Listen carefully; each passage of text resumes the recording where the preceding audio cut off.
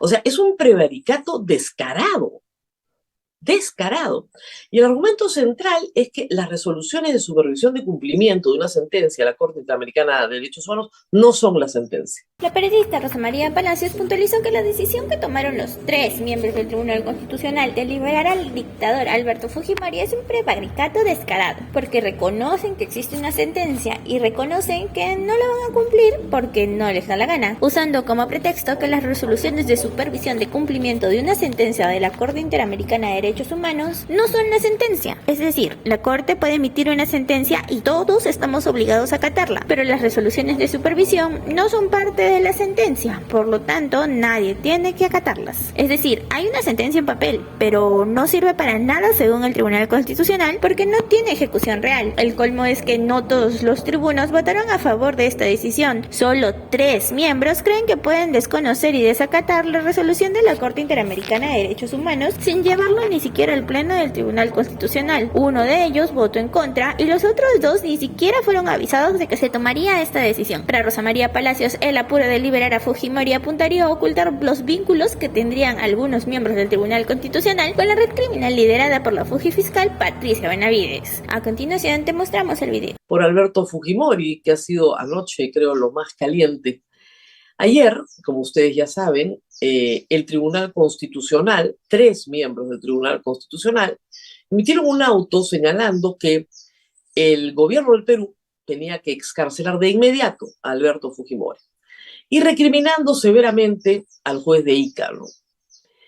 Lo curioso de esta resolución es que reconoce expresamente la jerarquía de las sentencias de la Corte Interamericana de Derechos Humanos y reconoce que existe una y reconoce que no la van a cumplir, que no la van a cumplir.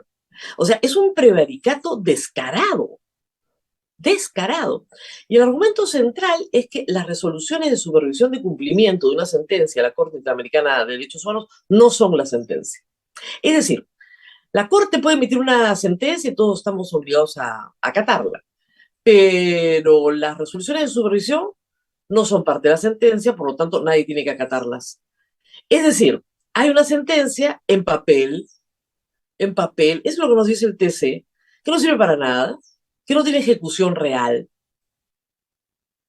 Miren, si los jueces del TC quieren prevaricar, es decir, fallar contra el texto expreso de la ley, bueno, que lo hagan solos, ¿no? No tienen por qué recriminar al juez de Ica, al pobre juez de Ica que se negó a hacerlo. Y solamente 3, ahí está la resolución, ya están las 2 resoluciones, solamente 3 de los 6 han manifestado su voluntad. ¿Qué pasó con los otros 3?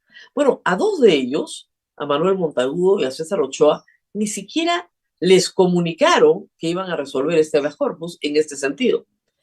Y el cuarto, para hacer sala, digamos, votó de manera distinta. Pero a los otros 2 ni siquiera les avisaron.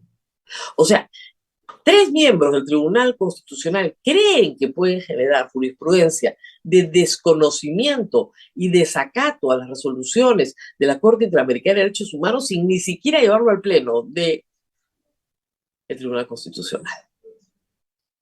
¿Por qué tanto apuro? Esa es una pregunta que queda flotando en el ambiente.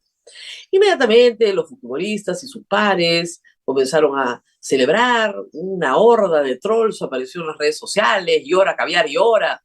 Sí, sí, muy interesante. Pero a eso de las 10 de la noche se conoció en el Perú la disposición inmediata de medidas urgentes tomadas por el presidente y la Corte Interamericana de Derechos Humanos, que notifica al Perú que el señor Alberto Fujimori no puede ser liberado hasta que la Corte no verifique el cumplimiento de las estipulaciones que la Corte ha puesto para su liberación. Esta mañana la señora Dina Boluarte, su ministro de Justicia y su primer ministro tienen una deliberación. Ayer trascendió que iban a soltarlo porque no iban a tener ningún problema. Ahí está la resolución de la Corte. Pero esta mañana tienen que enfrentarse ya a una resolución directa que los combina a cumplir el fallo de la Corte Interamericana. ¿Se declarará en rebeldía Dina Boluarte y su primer ministro? ¿Desconocerán una resolución expresa de medidas extraordinarias y urgentes, medidas urgentes se llama, tomadas por la Corte Interamericana, yo lo dudo.